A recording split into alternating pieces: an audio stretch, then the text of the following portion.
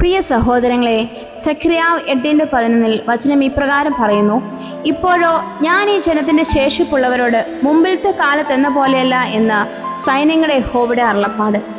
ജീവിതത്തിൽ ചില സമയങ്ങളിൽ നാം വിഷമങ്ങളും നഷ്ടങ്ങളും അനുഭവിച്ചേക്കാം.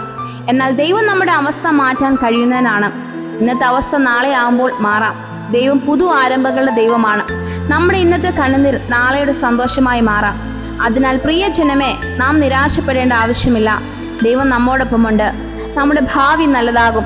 കഴിഞ്ഞ കാലം എങ്ങനെ ആയിരുന്നാലും ദൈവം നമ്മുടെ ഭാവിയെ പുതുക്കാൻ കഴിയുന്നവനാണ്. കർത്താവിൽ വിശ്വസിക്കുക. നല്ല ദിവസങ്ങൾ മുന്നിലുണ്ട്. ദൈവം എല്ലാവരെയും അനുഗ്രഹിക്കുമാറാകട്ടെ.